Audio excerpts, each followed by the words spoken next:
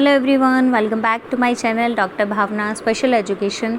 आज मैं सभी डिप्लोमा स्टूडेंट्स के लिए अगेन एक इम्पॉर्टेंट टॉपिक लेकर के आई हूँ, जो कि आपका पेपर नंबर 11 का, यानी कि आपका जो पेपर का नाम है वो है family and community. Family and community, परिवार और समुदाय हम लोग कह सकते हैं। तो इस पेपर का आप लोगों का जो आज का टॉपिक रहेगा वो रहेगा 1.3। सभी स्टूडेंट्स को बता दूं कि जो भी डिप्लोमा के, whether diploma, D Ed, HI, VI या फिर आईडीडी के स्टूडेंट्स हैं, तो ये पेपर नंबर 11 आपका कॉमन है। जैसे कि आप लोगों को मैंने पहले भी बोला था, सभी का सेम आपका टॉपिक रहेंगे इस सिलेबस के। तो आपका 1.3 हम लोग करेंगे, क्योंकि 1.2 तक हमने ऑलरेडी कर लिया है। सभी स्टूडेंट्स को मैं क्लास के स्टार्टिंग में ही बता दूं कि जितने भी नोट्स रहेंगे आपके इस यूनिट से रिलेटेड, जैसे ही ये फर्स्ट यूनिट आपकी कंप्लीट रहेगी, डेफिनेटली मैं इसको आप लोगों को टेलीग्राम चैनल पर शेयर कर दूंगी। जैसे कि आप कुछ स्टूडेंट्स जानते भी हैं कि डॉक्टर भावना स्पेशल एजुकेशन के नाम से मेरा टेलीग्राम चैनल है। स्पेशल एजुकेशन के नाम से टेलीग्राम चैनल है। कुछ स्टूडेंट्स ने ज्वाइन कर लिया है, लेकिन किसी ने नहीं किया है। तो प्लीज़ आप जल्द से जल्द डॉक्टर भावना स्पेशल एजुकेशन के नाम से जो टेलीग्राम चैनल है उसको ज्वाइन कर लीजिए, क्योंकि आप लोग चाहे वीआई के स्टूडेंट्स हैं, एचआई के स्टूडेंट्स हैं, या डिप्लोमा आईडीडी के स्टूडेंट्स हैं, या बीएड के भी किसी भी स्ट्रीम के आप लोग स्टूडेंट्स हैं, तो आप लोगों को सारे नोट्स आपको एमएड लेवल तक के अवेलेबल हो जाएंगे। तो आप लोग जल्द से जल्द टेलीग्राम चैनल को ज्वाइन कर लीजिए। और डॉक्टर भावना स्पेशल एजुकेशन के नाम से ही मेरा यूट्यूब चैनल है, उसको भी आप लोग ज्वाइन कर लीजिए, सो दैट आप लोग क्लासेस और नोट्स का बेनिफिट ले पाएँ। सो अभी हम स्टार्ट करते हैं class. By mistake it's written 3.2, but ये आपका 1.3 आपका टॉपिक रहेगा। Role of family in developing and executing IFSP and IEP। IFSP और IEP का विकसित हम लोग कह सकते हैं, और एग्जीक्यूटिंग का मतलब होता है कार्यान्वयन करने में परिवार की क्या भूमिका रहती है। तो सबसे पहले तो हम लोग ये जानेंगे कि IFSP क्या होता है। Very very important full form है IEP और जो आपका IFSP है। सबसे पहले तो हम फुल फॉर्म को इसको ज़रूर ध्यान में रखेंगे, क्योंकि आप लोगों के एग्ज़ाम में पूछी जाती है। इंडिविजुअल फैमिली सर्विस प्लान, यानी IFSP को हम लोग क्या कहते हैं, सर्विस प्लान भी कह सकते हैं और सपोर्ट प्रोग्राम भी कहते हैं। अगर आप लोगों को एग्ज़ाम में पूछा जाता है तो आप लोग लिखेंगे व्यक्तिगत पारिवारिक सहायता प्लान। अब नाम से हमारा क्लियर हो रहा है कि जो सपोर्ट करते हैं, क्योंकि इसमें किसको सपोर्ट कर रहे हैं, जो व्यक्ति है या जो बच्चा है उसकी फैमिली का। तो जो व्यक्तिगत पारिवारिक हम लोग सहायता प्लान की बात करते हैं, ये योजना की बात करते हैं, तो ये किसके लिए मेनली बनाया जाता है, जो बच्चे हैं, और इसमें इन्वॉल्वमेंट किसकी रहती है, जो उसके फैमिली मेम्बर्स हैं, या हम लोग कह सकते हैं कि जो भी पेरेंट्स लोग हैं। और IEP very very important. IEP का मतलब होता है इंडिविजुअलाइज्ड एजुकेशन प्रोग्राम। इसको हम लोग हिंदी में कहते हैं व्यक्तिगत शैक्षणिक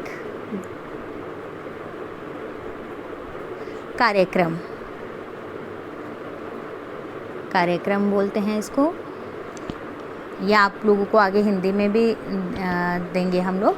और IFSP का मतलब होता है व्यक्तिगत परिवार सेवा भी लिख सकते हैं, सहायता हम लोग, जैसे मैंने बोला है कि सपोर्ट प्रोग्राम है, सहायता योजना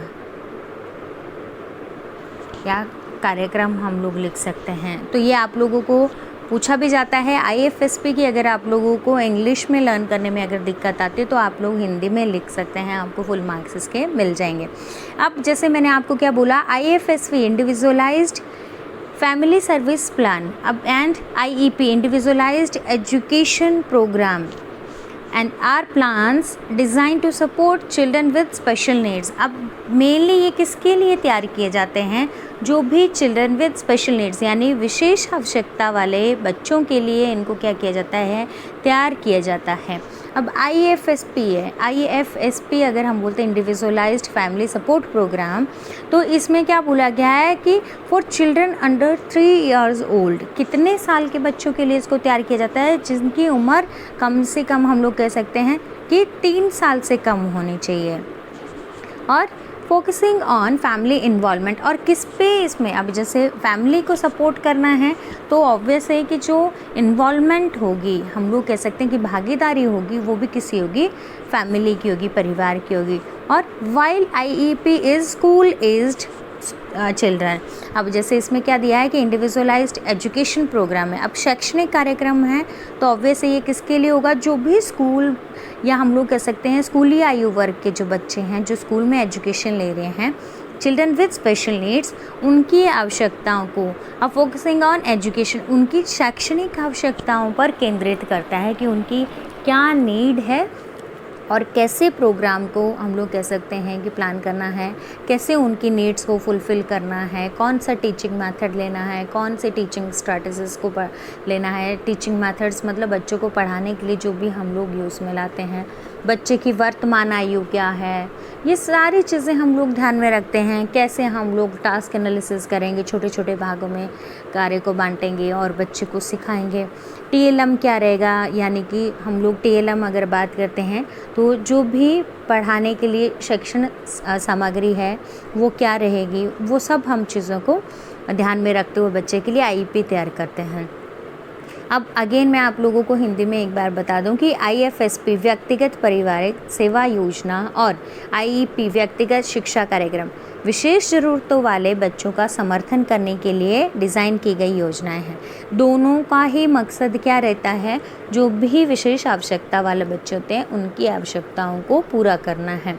IFSP अगर हम लोग बात करते हैं तो 3 साल से कम उम्र के बच्चों के लिए है, और जिसमें परिवार की भागीदारी हम लोग कह सकते हैं कि परिवार की इन्वॉल्वमेंट हम लोग कह सकते हैं बहुत ही आवश्यक रहती है, क्योंकि जिनको हम लोग सहायता प्रदान करेंगे अगर उनको हम शामिल नहीं करेंगे तो तब तक हम उनके लिए किसी भी प्रकार की सेवा को प्रदान नहीं कर सकते हैं। और उसकी जगह अगर हम बात करते हैं उसी के साथ में वाइल IEP है, वो किसके लिए है, जो स्कूली आयु वर्ग के बच्चे हैं उनकी शिक्षा पर ध्यान केंद्रित करता है। तो आई होप आप लोगों को ये अभी डिफरेंस क्लियर हुआ होगा। अगर जिनको लग रहा है कि उनका क्लियर नहीं हुआ है तो आप लोग प्लीज़ मेरे IEP की ही मैंने पूरी कंप्लीट वीडियो बनाई है, तो आप लोग वहाँ पर जा कर के पूरा डिटेल में सुन सकते हैं क्लास को।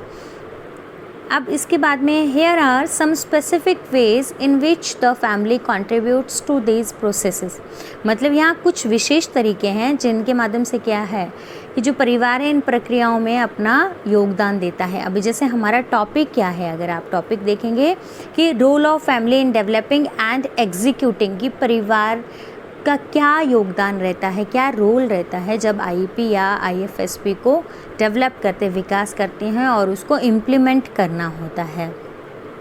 तो अब इसमें क्या बोला गया है, सबसे पहले फर्स्ट वन क्या है कि providing input and information. The family is the primary source of information about the individual with a disability. They can provide valuable insights into the individual's strengths, challenges and preferences. This information is essential in developing goals and strategies that are tailored to meet the individual's unique needs. अब हम लोग इसमें providing input information क्या है कि जो भी information है, जो भी जानकारी है उसको प्रदान करना। सबसे पहले तो जब भी हम बच्चों के लिए IEP को या फिर IFSP को, हम लोग IFSP की बात कर रहे हैं या फिर IEP करते हैं, हम लोग पहले बच्चे की केस स्टडी लेते हैं। केस स्टडी हम लोग कहते हैं कि बच्चे से संबंधित जानकारी को प्राप्त करते हैं। अब वो कहाँ से हम लोग लेंगे, जो फैमिली है उनसे ही। तो परिवार क्या है, परिवार अगर हम बात करते हैं कि विकलांगता वाले व्यक्ति के बारे में जानकारी प्रदान करने का मुख्य स्रोत है, सोर्स है, मतलब जो भी हम इन्फॉर्मेशन लेंगे कि बच्चे को अगर बच्चा कितनी उम्र का है, बच्चे को क्या प्रॉब्लम है, बच्चे का स्कूल प्रीवियस कौन सा था, बच्चे में कितनी प्रोग्रेस हुई है, या बच्चा अगर आईडीडी हुआ या हेयरिंग इम्पेयर्ड है या कोई भी उसको डिसेबिलिटी है तो उसके पीछे का रीज़न क्या था, वो सारी इन्फॉर्मेशन कहाँ से लेते हैं, फैमिली से लेते हैं। फिर व्यक्ति की जो भी हम लोग अगर बात करते हैं दिव्यांगजन है, उससे संबंधित क्या है, पूरी जो इन्फॉर्मेशन है फुल इन्फॉर्मेशन को प्रोवाइड करता है। अब इसमें सेकंड लाइन में क्या लिखा है, they can provide valuable insights to individual strength. मतलब कि जो भी दिव्यांगजन है, अगर हम सेकंड लाइन में कहें कि दिव्यांगजन है, उसकी क्षमता है, उसकी क्या क्षमता है, क्या एबिलिटी है, स्ट्रेंथ क्या है, क्या कर सकता है वो, चुनौतियाँ क्या क्या बाधाएं उत्पन्न होती है। अगर हम लोग बात करते हैं कि आईईपी को डेवलप करना है तो सबसे पहले अगर मुझे बच्चे के पेरेंट्स से बात करना है कि कौन सा गोल हम बच्चे के लिए ले सकते हैं, चाहे वो शैक्षणिक एरिया का है या फिर हम लोग पर्सनल एरिया का लेते हैं। जैसे व्यक्तिगत एरिया में अगर बच्चे को खाना नहीं आता है और पेरेंट्स कहीं ना कहीं स्ट्रगल कर रहे हैं बच्चे के साथ में, तो हम लोग बच्चे के पेरेंट्स से कंसल्ट करते हैं पहले कि इसको क्या प्रॉब्लम है और क्या हम लोग इसके लिए गोल ले सकते हैं, तो उसकी एबिलिटी क्या है। कई बार पेरेंट्स कहते हैं कि इसको एकेडमिक एरिया से गोल्स करो, कई बार कहते हैं कि इसको पर्सनल एरिया में इसको प्रॉब्लम आ रहा है तो वहाँ से गोल लेना है। तो वो हम लोगों को कहाँ से पता चलता है, फैमिली से लेता है। बैरियर्स क्या क्या है, क्या क्या चैलेंजेस आते हैं, किन वजह से बच्चा कार्य को नहीं कर पाता है या उसकी पसंद क्या है, उन सब के बारे में हम लोग अगर बात करते हैं कि कहाँ से इन्फॉर्मेशन मिलेगी, पेरेंट्स से मिलेगी, क्योंकि पेरेंट्स के पास में बच्चा मैक्सिमम टाइम बिताता है। तो ऑब्वियस है जो भी बच्चे से संबंधित सही इन्फॉर्मेशन है उसको कौन दे सकता है, परिवार दे सकता है। इस जानकारी का महत्वपूर्ण हिस्सा कौन रहता है, फैमिली रहता है। और जिसका हम लोग अगर बात करें, अगर आप लास्ट वाली लाइन में देखेंगे कि this information is essential in developing goals.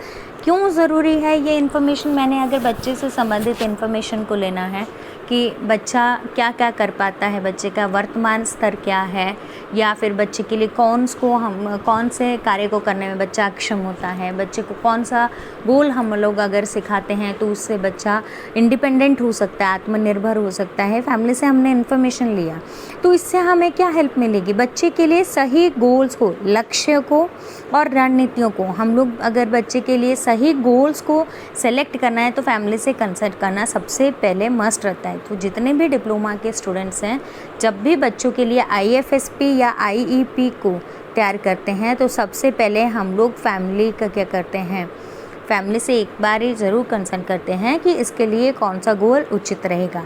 फिर इसके साथ में हमें क्या है कि उनके लिए, जो बच्चे के लिए हमने गोल लिया, उसको सिखाने के लिए जो रणनीतियाँ हैं, स्ट्रैटेजीज हैं, जिससे जो बच्चा है उसकी आवश्यकताओं को पूरा किया जा सके, उसको भी तैयार किया जाता है।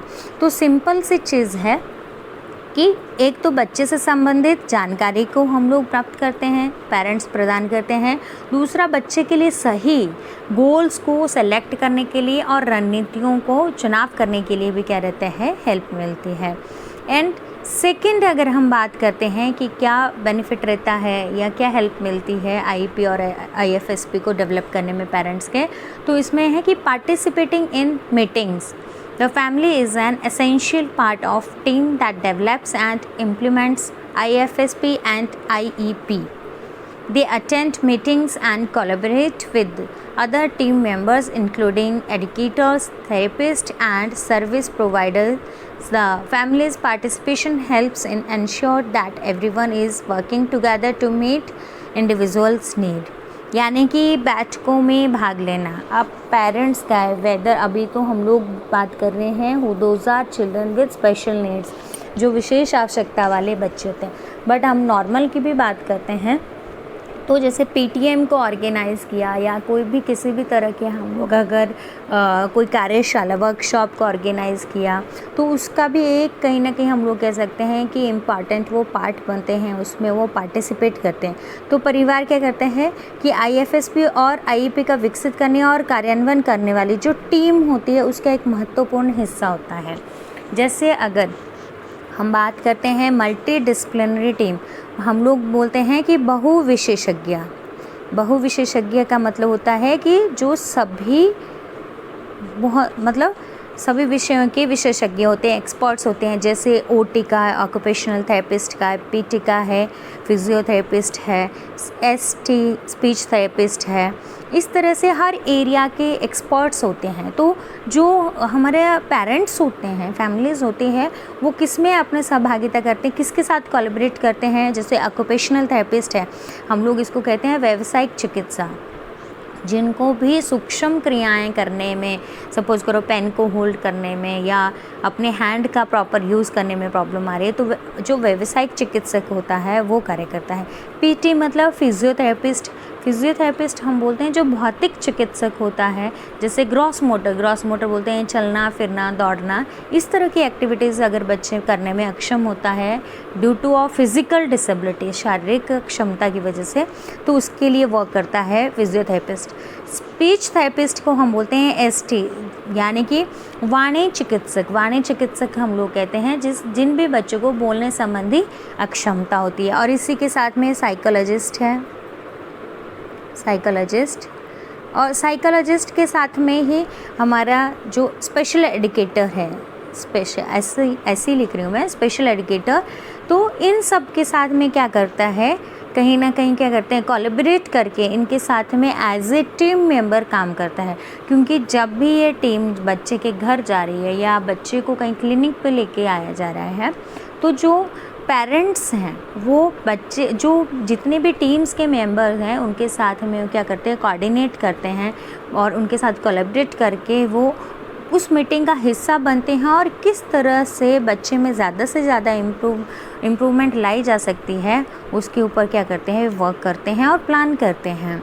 तो सिंपल सी चीज़ है कि वे बैठकों में शामिल होते हैं और अन्य टीम सदस्यों जैसे कि मैंने बोला, शिक्षक है हमारा, थेरेपिस्ट है या सेवा प्रदाताओं के साथ में सहयोग करते हैं और परिवार की भागीदारी सुनिश्चित करते हैं। और सभी मिलकर के क्या करते हैं, जो भी दिव्यांगजन हैं, जो भी स्पेशल बच्चे हैं, उनकी आवश्यकताओं की पूर्ति करने में अपना सहयोग देते हैं। एंड इसके बाद में थर्ड वन है हमारा reviewing and approving plans. The family has the right to review and approve any plan और documents related to the individual service and support. This includes reviewing and approving the IFSP or IEP as well as any updates or revisions to these plans। सभी students को मैं आगे एक चीज़ clear करूँगी कि Hindi medium के students भी होंगे और इंग्लिश मीडियम के भी होंगे, तो बाइलिंगुअल में आप लोगों को हिंदी और इंग्लिश दोनों में ही बताया जा रहा है। तो थोड़ा पेशेंस रखना, जब भी अगर स्टूडेंट्स को लग रहा है कि मैम इंग्लिश में बोल रहे हैं, क्योंकि बहुत सारे स्टूडेंट्स का ये मानना है कि मैम इंग्लिश में रीड आउट करते हैं, तो आप लोग इस चीज़ को भी ध्यान में रखिए कि हिंदी में भी आप लोगों को साथ के साथ ट्रांसलेट किया जाता है और उसको आपको एक्सप्लेन किया जाता है। रिव्यूइंग एंड अप्रूविंग प्लान्स में क्या है कि योजनाओं की समीक्षा और मंजूरी देना। परिवार का क्या अधिकार होता है, अगर हम लोग बात करते हैं कि जो भी दिव्यांगजन हैं, जो भी उनका बच्चा है, दिव्यांग है, जो उससे संबंधित जो भी सेवाएं प्रदान की जाए या फिर उससे संबंधित किसी भी तरह का अगर प्लान, योजना तैयार की जा रही है, तो जो भी दस्तावेज है, डॉक्यूमेंट्स है, जो भी हम लोग कह सकते हैं व्यक्ति को जो सर्विसेज को प्रोवाइड किया जा रहा है, उसकी समीक्षा करते हैं, वो सही है या गलत है, कौन से गोल्स को आप ले रहे हैं। अगर टीचर का मानना है कि बच्चे को एकेडमिक एरिया से लिया जाए, लेकिन वहीं अगर पेरेंट्स का मानना है कि बच्चे को पर्सनल एरिया में यानी व्यक्तिगत एरिया में खाने पीने में या फिर नहाने में, हैंड वॉश करने में कोई दिक्कत आ रही है, तो उस गोल से उस एरिया से गोल्स को लिया जा सकता है। तो वहाँ पर क्या है, जो भी पेरेंट्स हैं उनके इन्वॉल्वमेंट रहती है कि वो जो भी IFSP या IEP की समीक्षा और मंजूरी शामिल होती है कि किस तरह से प्लान को तैयार करना है, कौन से गोल्स को लेना है। विदाउट पेरेंट्स के इन्वॉल्वमेंट के आप गोल्स को नहीं ले सकते हैं। और इसी के साथ में as well as any updates and revision to, किसी भी तरह का अगर चेंजेस की भी ज़रूरत पड़ती है और मंजूरी की भी रहती है तो वो भी प्रोवाइड करते हैं। एंड नेक्स्ट है हमारा लास्ट वन की monitoring progress. The family is responsible for monitoring the individual's progress and communicating with the team about any changes or updates. They can provide feedback on effectiveness of the services and support provided and work with the team to make adjustments as needed. अब इसमें क्या बोला है कि प्रगति की monitoring करना। सबसे पहले अगर आप लोग देखेंगे फर्स्ट वन क्या रहता है, पेरेंट्स का इन्वॉल्वमेंट। अगर आप लोगों को इन्वॉल्वमेंट की बात करें कि प्रोवाइडिंग इनपुट इन्फॉर्मेशन, सबसे पहले पेरेंट्स क्या करते हैं, इन्फॉर्मेशन को प्रदान करते हैं। जो भी स्पेशल एजुकेटर वर्क कर रहा है बच्चों के साथ में, who those are children with special needs, तो माता पिता बच्चे से संबंधित फुल इन्फॉर्मेशन को देते हैं कि क्या बच्चे की स्ट्रेंथ है, क्या वीकनेस है, क्या उसके लिए गोल्स को ले सकते हैं, जो डिसेबिलिटी हुई है किस वजह से हुई है, या बच्चे का अगर पहले जिस स्कूल में गया था वो उसके बाद स्कूल चेंज करने के पीछे का क्या रीज़न है, क्या प्रोग्रेस है, क्या क्या डॉक्यूमेंट्स की ज़रूरत पड़ती है, डिसेबिलिटी सर्टिफिकेट है, या बच्चे का IQ लेवल की बात करते हैं, वो सारी इन्फॉर्मेशन टोटल हमें कहाँ से मिलती है, पेरेंट्स से।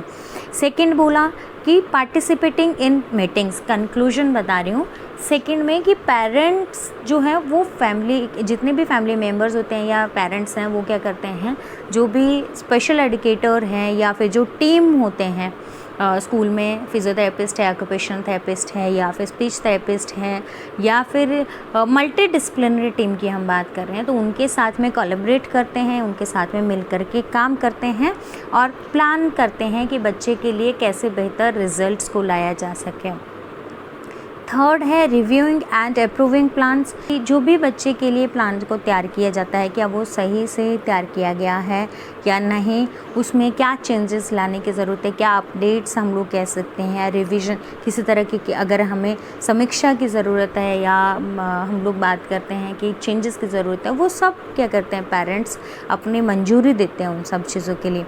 एंड फोर्थ वन है मॉनिटरिंग प्रोग्रेस। अब हमने बच्चे के लिए क्या क्या, बच्चे की केस स्टडी ले लिया, उसके लिए गोल्स को सेलेक्ट कर लिया, टीचिंग स्ट्रैटेजीज़ को, टीचिंग मेथड को, टीचिंग लर्निंग मटेरियल हम लोग बोलते हैं, शिक्षण सहायक सामग्री को सेलेक्ट कर लिया, सब चीज़ें हमारे कर लिया। और अब इसके बाद में लास्ट वन जो पेरेंट्स के इन्वॉल्वमेंट रहती है कि जो भी परिवार है वो बच्चे की जो प्रोग्रेस है उसकी भी मॉनिटरिंग करता है। मॉनिटरिंग हम लोग कह सकते हैं कि क्या बच्चे को जब गोल को लिया गया और उसको सिखाया गया, जो भी मेथड्स को लिया गया, तो बच्चे में इम्प्रूवमेंट हुआ भी कि नहीं हुआ, अगर प्रोग्रेस हुई है तो कितनी हुई है, वो सब चीज़ों के भी क्या करता है पेरेंट्स कहीं ना कहीं ध्यान रखते हैं। तो परिवार हम लोग कह सकते हैं व्यक्ति इसमें कौन आ रहा है, जो भी दिव्यांगजन है, जो दिव्यांगजन है उसकी प्रगति की मॉनिटरिंग करने के लिए और किसी भी परिवर्तन, यानी कि अगर हमें लग रहा है कि बच्चे में प्रोग्रेस नहीं हुई है, चेंज लाने की ज़रूरत है, तो उसके लिए भी क्या करता है, टीम के साथ कम्युनिकेट करता है, यानी टीम के साथ में वो कहीं ना कहीं हम लोग कह सकते हैं कोऑर्डिनेट करता है, उनसे बात करता है, और चेंज लग रहा है या कोई अपडेट अगर डालना है तो उसको भी वो क्या करता है, वो इन्वॉल्वमेंट उसकी रहती हैं। और वे सेवाओं और समर्थन के लिए प्रभाविता के बारे में प्रतिक्रिया को भी प्रदान करता है। मतलब अब जो भी सर्विसेज बच्चे को दी जा रही है वो कितना उससे सेटिस्फाई हो रहा है, कितना वो हम लोग कह सकते हैं कि आत्मनिर्भर बन पा रहा है बच्चा कि नहीं बन पा रहा है, तो वो इफ़ेक्टिवफुल भी है कि नहीं है, जितनी भी सर्विसेज उस बच्चे को प्रोवाइड की जा रही है। तो अगर उसका फीडबैक हम लोग कह सकते हैं कि इफ़ेक्टिवनेस के साथ में अगर रिज़ल्ट्स को प्रदान कर रहा है तो वो सही है, अगर नहीं है तो उस जो टीम मेंबर्स के साथ में अगर लग रहा है कि कहीं चेंज करने की ज़रूरत है तो वहाँ पर चेंज भी किया जाता है। ये हमारा टॉपिक था जो कि हमने 1.3 अभी कंप्लीट किया। आई होप आप लोगों को क्लियर हो गया होगा। So thank you so much and keep watching my videos. Thank you.